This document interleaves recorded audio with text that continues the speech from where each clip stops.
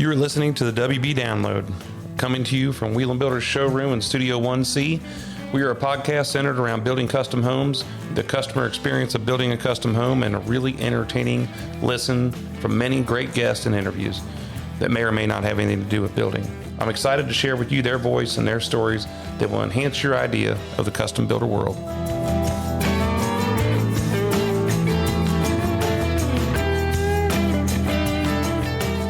All right. Hello again, everybody. This is Jeff Wieland here on the WB Download. Today is Tuesday, the 12th of November, 2024. Welcome again to the show. And man, we are closing in on the holidays faster than we can ever shake a stick at. And I talk about it every week. And I know it's like the weather and, time and stuff is the recent conversation, but it's getting close. We're already shopping for Christmas and we're planning our Christmas party and getting our Christmas cards ordered. And we are, we're hosting Thanksgiving. We're doing all kinds of things, getting ready for that. And to me, that's always a great part of life is the holidays. You get to spend time with family. You get to catch up with people. It's always funny that people say, let's get together, before the holidays, or, then when you're in the holidays, they say, let's get together after the holidays. What's the difference? Let's get together. Let's have some fun. That's what it's all about. So, hey, a big thing happened here last week, and it's America's right to vote. And we got a new president in the shop there, and Mr. Trump is back in office. And I think it's kind of cool because more so because we have a hometown boy named J.D. Vance that's in the big house. And as a vice president, he came from Middletown, Ohio. And where our farm is, we are on the border of Middletown and Lebanon and Monroe. We're all right there. And I just think it's pretty cool to have somebody local that's in the big time. John Boehner is from right here in Westchester, and he was in the big time, and now J.D. Vance is there. So if you know J.D. Vance, he is the one who wrote the book, Hillbilly Elegy, and he also made the movie, Hillbilly Elegy, after his book. And so it's a true story about his life, and now he's in the White House, so to speak.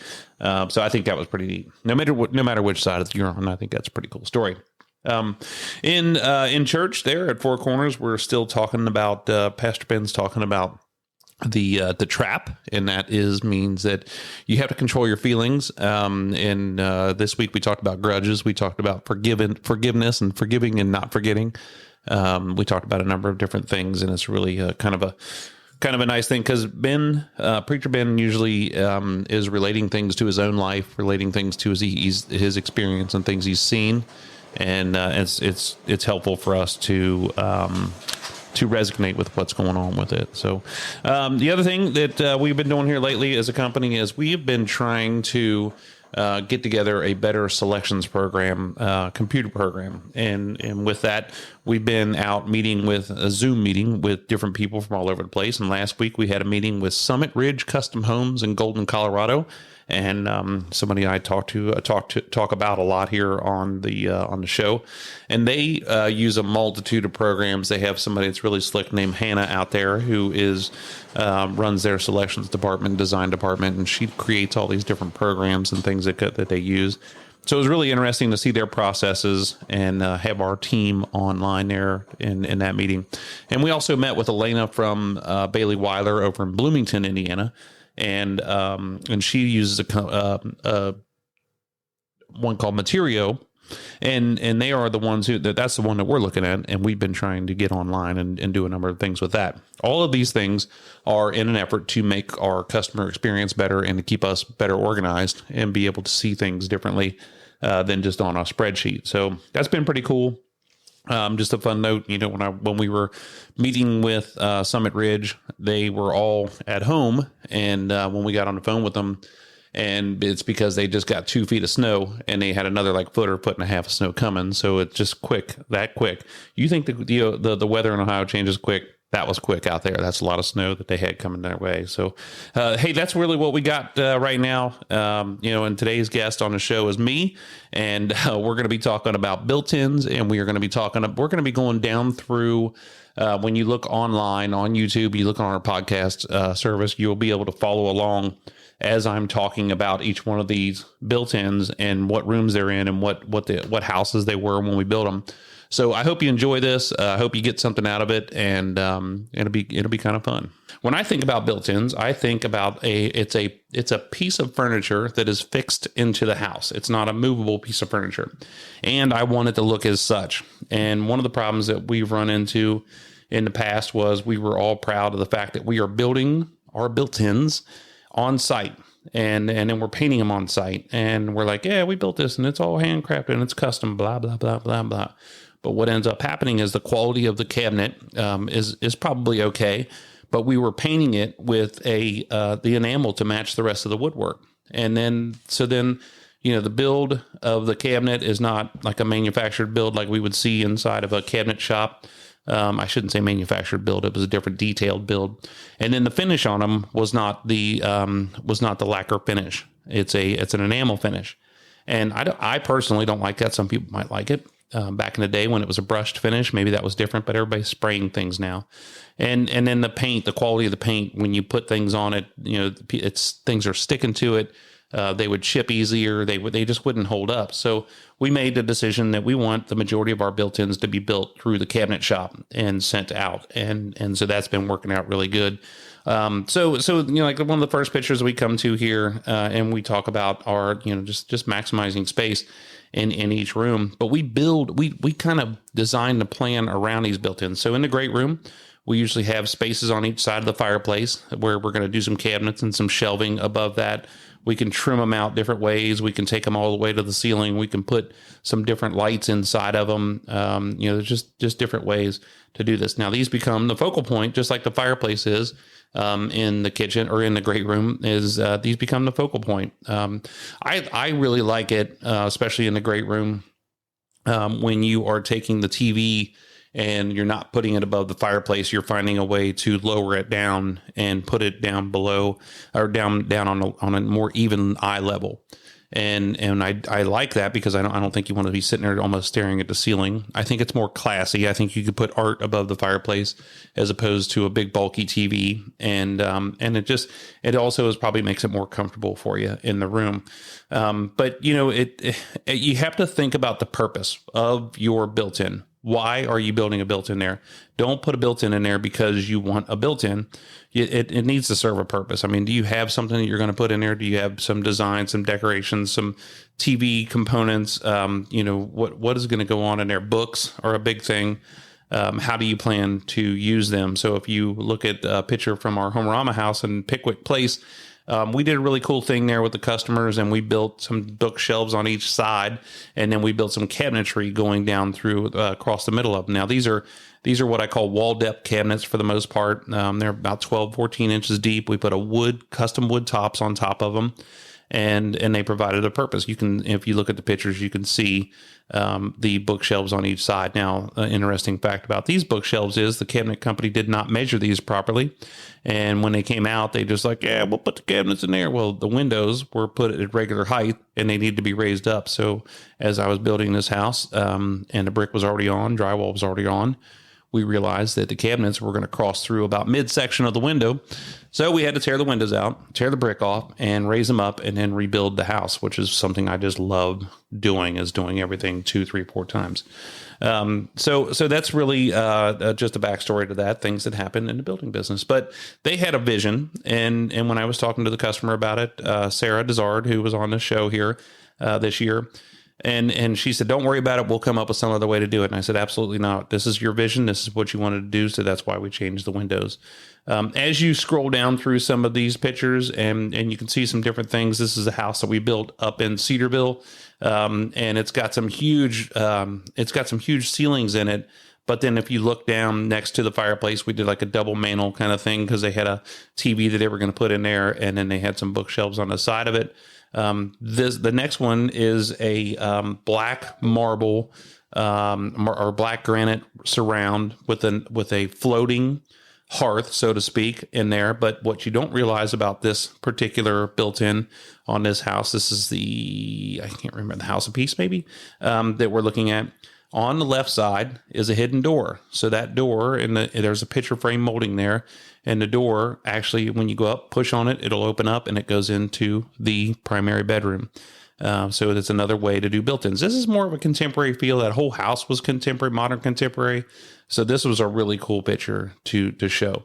The next one, if you look at over here, this one is got some iron ore cabinets on each side of it. Got really cool stone going on there. You look at the above it. It's got the coffered ceiling, which again can be described as built-in. This is out in Ross, overlooking the Girl Scout Camp Lake, which is a really cool build out there, and it looks awesome. But this is good. This is a really good look inside this house. But you can see that we took the bookshelves all the way up and did cabinetry on each side of it, and then you keep going here, and you can.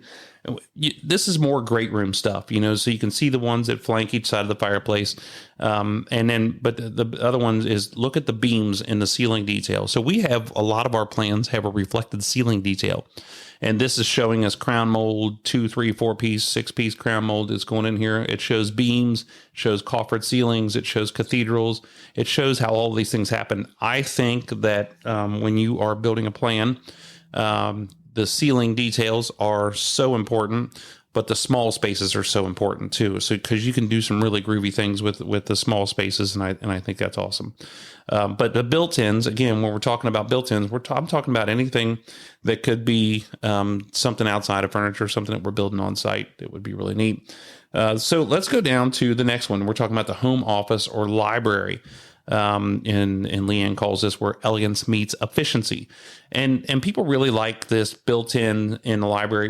We build these cabinets, and then we put file drawers in here so you can keep files in each one of those drawers. We do a credenza space, a knee space where you're going to be working there. Maybe you'll have another desk outside in the middle of the room. A lot of these studies that we do remind me old school, so to speak, where we're doing a lot of molding, a lot of trim work in here. But I remember old studies where there was all stained woodwork. Everything was stained. The walls, the ceiling, the desk, everything that you did in there was really egotistical, kind of driven. And it was probably big, bulky, and made everybody feel like they were big time. So now we do more painted stuff, and we're doing bigger windows, and we're doing more of a like a luxury space, as opposed to more of a working space. And you can kind of see some of these pictures that we've done here. Another one, where we've done all these painted wraparound bookcases. This house again was in Cedarville, where we knew this is a lower level actually, and where they had multiple offices in this house, but they were huge readers. They were professors and very intelligent people who had a lot of books and things that they were storing. Had a couple other ones here where this was the Pickwick Place, where we did like 3 different insets on the back wall, did a beautiful quartz top coming across the back of there, and then opened it up. And this was actually a working office because Mark was going to work from home. In the House of Peace, I believe everything was green. And when you first look at this and you're like, green, everything, this is going to be funky. But when we got done with it, she had a vision for this room, and it looked so cool, so awesome. Both of these folks were doctors, and so they do a lot of different work at home when in their spare time, if they have any spare time, and they just really had a vision for this office, and it was really neat. I really like this other one is some hallway space. There's a couple other ones in the Miller Fillmore, where we did a really cool, both the front and side windows were floor to ceiling, and just opened up all the light in there, and just kind of did more like a home office desk in there. I think that when we're doing these things, instead of doing more office furniture and these things, you do more home office furniture and these things, and it turns out pretty cool. Don't forget to check out also in the Ashby Manor, which is one where we did the library ladder on the rail through the whole side of it. We did a window bench seat in there, and just a really, that was that first iron ore that we did. So that was really cool in the study. We can make these studies so unique and so cool to do what you needed to do for your needs. And I think that's really, really, really neat to see some of these things that we're doing. This gives our inside trim guys a chance to shine and do some of this stuff. Gives our cabinet companies a chance to shine and do some of this stuff. So it's really, really neat. Don't get too carried away with built-ins because you can spend a fortune on them. And a lot of times I'm telling people, I'm like, back up a minute. you can go buy a piece of furniture and probably do what and fit the design of the room, rather than spending $20,000 on this cabinet. I think you probably want to rethink that. So make sure you're considering all these things before you get too deep into it. I do like built-ins because you can carry the theme. So when we get into this next group here, we're going to talk about, like I said, ceilings. We're going to talk about beam designs, and the reflective ceiling plans that we have in our plans show us a lot of these things. A lot of times it's just giving us an envelope and we are designing the beams and things. But when we talk about built-ins and carrying themes, in the Pickwick Place, we started this design of this home. The Dizards and I and Wieland Builders started this design of this home with that kitchen window. And I'm looking at a picture, and I hope that you guys can follow this through or get time to look at these pictures on our blog and on our website. But it's a stained arched window, huge triple window above the kitchen sink. And then we took that theme, that white oak stained theme, put it on the beams in the ceiling, put it on the countertops over on the built-in. We had white cabinets on the perimeter in the kitchen. We did those white cabinets on the built-ins over in the great room that connected to the kitchen.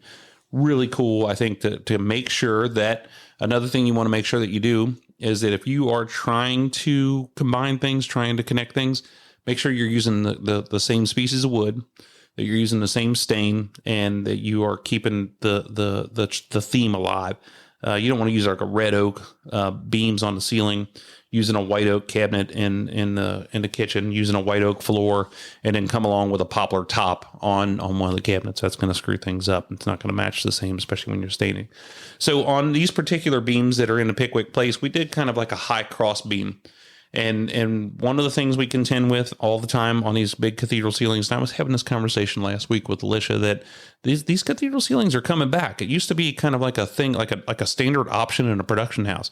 And then all of a sudden the cathedral comes back and it's making it more grand, and we're able to do some different beams and things in the ceiling. And it's an opportunity to raise these ceilings up a little bit more, as opposed to when we went to 10-foot ceilings, and then we went to 10-foot ceilings with tray ceilings. And then, years ago, we used to do 2-story ceilings in the foyer and the great room.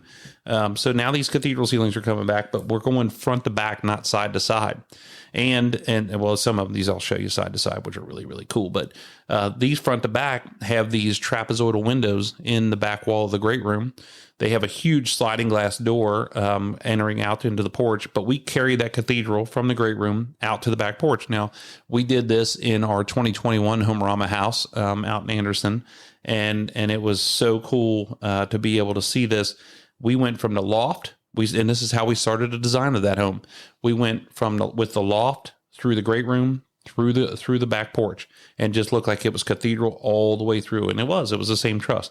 We did this in 2018, side to side. We went from the master bedroom all the way over to the kitchen. And that was probably about 65, 70 feet of cathedral. And we had a laundry room in the middle there, but we did beams, and then we did something else in the I should say primary bedroom.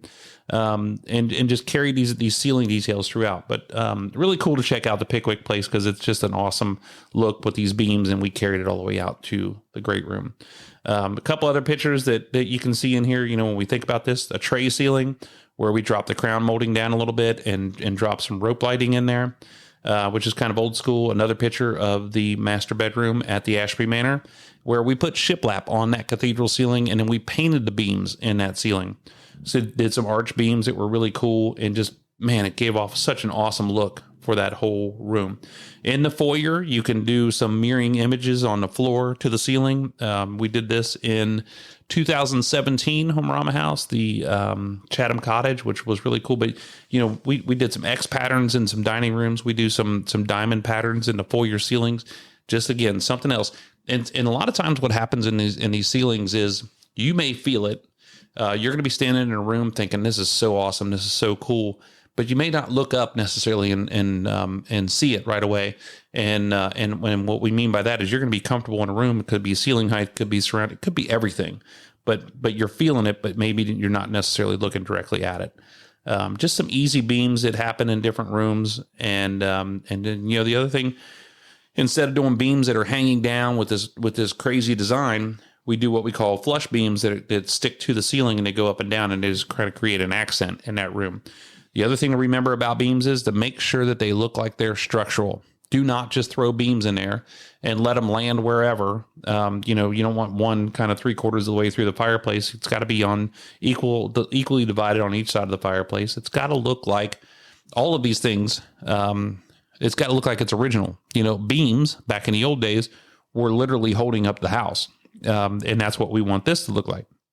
Nowadays, we don't do that. We build all the beams fake. When you're putting stone on the outside of a house, you want it to make it look like it's holding the house up. That's what they used to build these houses out of, was stone.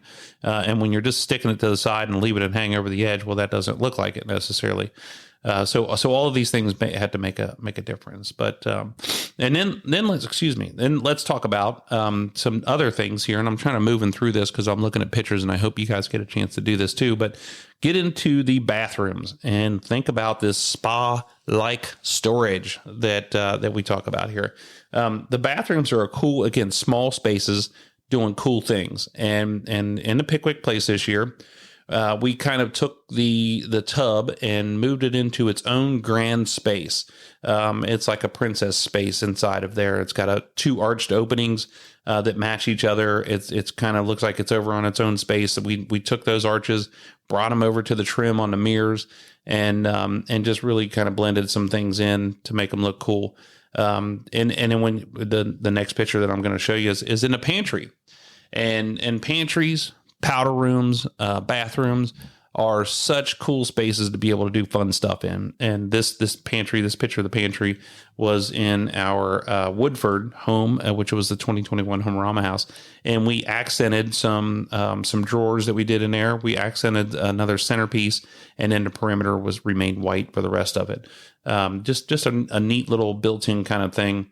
But the other thing you want to be careful of is don't get too Pinteresty, and don't look at it and be like, oh, this looks cool, but however, it's not going to be functional. So don't let it look cool, and then when the people move in, it's going to suck for any kind of functionality that they would ever have. And that happens a lot, I think, in a pantry. Let's do this, and then you can't think about how messy it's going to be. You're going to have small appliances all over the place. You want it to work. I mean, you got to be able to make this thing look good and work. It kind of reminds me of myself. I'm just kidding. You got to be able to put this thing to work and not just look pretty. And so when the other thing we think about is mud rooms and laundry rooms. And again, these are the same thing. You want these areas to work for you while looking really good. And in the mudroom, the most common thing in the world, I think almost all the custom houses I built since the time I graduated college had a mud bench in it. And now this used to be when I first started out in the late 90s, we had a piece of beadboard that we put on the back of it. We would put an arch piece of wood on it. We'd put some pegs on the top of that, and then we would put a wood bench seat across the bottom of it. Sometimes it was 4 feet wide. Sometimes it was 6 feet wide. And then it got into be, okay, well, we're going to do some storage above it with little cabinet doors that we made. And then we're going to put some storage below it where you can slide your shoes. And then it gets to be, all right, well, we've got 5 kids, and we need 7 spaces in here. We built some lockers in these areas, and it's a necessity. It's another one. These are all these built-ins, but specifically the mud bench is one of those things where it's like, you don't even have to ask people, is this something you want? It's something they expect in a Wieland home, and they don't expect it to just be a bench. They expect it to be really, really cool in this area. So in the Pickwick Place in particular, we gave Sarah a place to work in here. This is something she wanted, kind of a private space. We used to call them pocket offices. Got the mud bench in there, and this is also connected to the laundry room. But when we think about mud benches, this is something that you can look up on Houzz, you can look up on Pinterest, and you're going to get so many different ideas on how to do these things. And I was trying to think of one of the coolest ones that we've ever done. One of them we tied into the master bedroom, which was really neat. This one here with the green cabinets is in the Arden. It's on a second floor laundry, and turned out really cool. And I think these are all good examples of this is one of them's in our house with this really cool top. We put some, and this is Shannon's workspace. She kind of wanted a pocket office, and it's a place for her to sit. And she works like crazy from there, doing all the things there on the farm and in the house. And then we also have bulletin boards where we pin things to there. And then that's our awesome stained green and black top, which I thought was really cool. So there's so many different things you can do with our mud bench to go right across that picture. That's one of our mud benches there for us and the kids. I'm really enjoying this. I think I'm enjoying this more than you guys are, looking at all these cool pictures of the things we've done through the years. So that's really neat. Now, another thing that we do, and I know I'm just skipping through these things, but I don't want to wear you guys down with stupid stuff, but let's think about bench seats and window seats and storage nooks. The nooks and crannies is what Sarah Dezard calls it, is the nooks and crannies. And so when we think about, that's what makes the houses cool. I really like window seats, and we did in 2018 in the Ashby Manor, we did this, 2 of them, but we did one where we ended up putting a mattress in there, and you had to walk up steps to get to it. And it was a reading nook, and we put bookshelves in there. We put bookshelves in front of it, had its own special light, and it was kind of a secret place. In the Arden, as you come up the stairs, you can see a really cool bench that opens up into those windows. You can see the loft above it, which is really cool. And then in the bedrooms, you do that. In my kids' bedrooms at home, they have huge window seats, and we took a single mattress and put it inside in there. Their friends sleep there when they have sleepovers, and then they also kind of hang out there and watch the cows and everything out the window. It's just kind of their own space. You want these things to be cool for them, and I think we do have a picture of one of them. One of our kids' rooms in there, which is really neat. I think this is an opportunity. It's an opportunity to give your kids freedom, and it's an opportunity to give them a reason to go use it and study and read books and do things. But it's also an opportunity to just create a really cool space and bring it back to the old school. Sometimes we put benches in there where they have a lid that lifts up and it's got storage below it.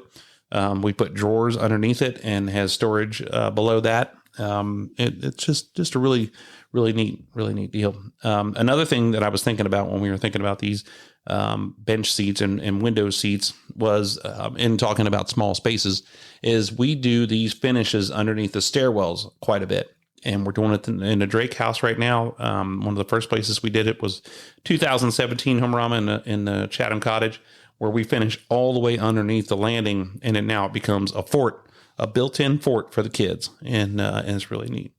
Lower level bars and entertainment spaces. Now, I will call this somewhat of a built-in when we consider the lower level bar. Now, most of these bars end up being almost a whole nother kitchen, but it's all cabinetry. We're designing things into it. The House of Tranquility is over in Green Township, over in Coleraine, really. And this, he uses this bar, and this is really, really cool. He's got a bunch of collection of bourbon. He's entertaining all the time there.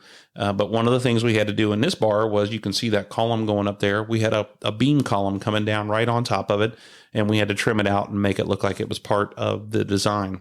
Some other bars that we do, anymore, we're not doing a whole lot of belly up bars where you're sitting there and you're all sitting around. Now, this is a gathering place, but we do some back bars. And in our Home Rama house and a couple other houses that we built since then, in 2019, it had a back bar. It's got all the things you need for a bar, but then we put high top tables out there in front of it. So it's still that entertainment space. You still have TVs. You still have a lot of different things that you need in those bars. One of the coolest bars that we ever did was when we brought it up to the first floor, and I am of the opinion that a lower level is more of a fad. It's something that you do to keep up with the Joneses. How often do you use it all year long? And if you're in a neighborhood, you want a finished basement, you got to have it, because you're showing off. A lot of these ranches that we build, we're finishing the basement because we're using that space as bedrooms. It's habitable space. It's got rec rooms down there. It's got things that people are using. But if you create enough space on the first floor for entertainment, people they're gonna be there. So you have an awesome kitchen. It's open to the great room. You have these big, huge doors that open up out to the screened in rear porch, which you can get. And when you screen it in, you get several more months out of the year to be able to use this. And then we put this bar on the first floor in that 21 home Rama house. And it was so cool. And that bar had a big folding window that opened up to the outside as well. So all of the entertainment was on the first floor, even though we had finished basement in that house. You didn't need a finished basement because everything was right there. It was really neat, and it was functional, and you could see it from the great room. You could access it from the master bedroom. Was pretty neat. But nonetheless, people still love bars. They love their finished basement, and you can do all of these things in those areas. But I want you to consider that. Something that Leanne wanted me to have you check out our video and on YouTube and on our website, where I kind of take you through and show you the custom built-ins in a custom home. I think we were walking through the Pickwick place and talking about each one of these things and showing you how they came to life and the reason why we did those. And again, I know I flipped through these things pretty quickly, but I encourage you to check it out.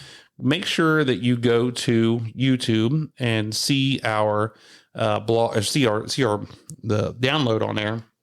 But also check out all the videos and the pictures and everything that comes along with that, with the built-ins and things on there. So really cool. I want to make sure that you upload everything and get it from your favorite podcast service. We're doing big things here on the WB Download, and hopefully you guys enjoyed it. But today's topics were built-ins, and we talked about the different rooms that we had built-ins in, and why we do built-ins in cabinetry and not necessarily building them on site anymore. And just kind of make sure you're gonna do something really cool with them, but they're gonna match the design of the house, and they're gonna be functional. Because when the pictures are all gone and all the pretty stuff is gone, you're gonna need to use it. So make sure you use it.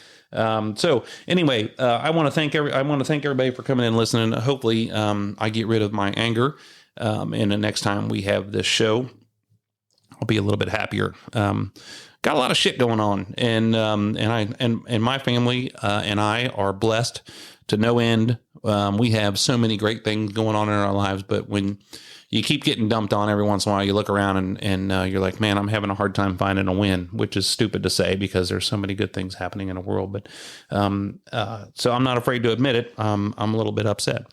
Anyway, so next time we're gonna have our next guest is gonna be Lisa Abraham with Lighting FX on the show here towards the end of November, and Lisa's been with us for a long time. We've been buying light fixtures from EFX for a long time, and they do a great job, great selection. But she is, again, one of these people who we trust on our team, and who you're not just going over and putting an order in for light fixtures. She's helping you design your home and working with the designers that we have here on staff. So tune in for that, and that'll be exciting. So I want to thank the audience. Thanks for listening to the WB Download. Week after week, we're winding down towards the end of the year, and we're going to do a recap again at the end of this year to talk about all of our guests and our topics, and hopefully you guys are going to enjoy that. The next episode falls on the second to the last Tuesday of the month, and man, I can't remember what day that's going to be, and so that'll be a good one with Lisa. And don't forget to subscribe to the WB Download on your favorite podcast. And if you want to be part of the conversation, don't forget to reach out to me at wbdownload@wielandbuilders.com. And if you want to see more behind the scenes episodes and anything else that's happening with Wieland Builders, go to wielandbuilders.com and check us out. So stop by and see us. We're right here in Westchester, Ohio, right out in front of Lowe's off of Tylersville Road. We've got a really cool office. Don't stop in here until probably not another 6 weeks when I'm done with this place, rebuilding it. But these are the things that happen in life, people. I'm just telling you. So anyway, everybody enjoy your time. Thanks for listening. I'm Jeff Wieland here on the WB Download.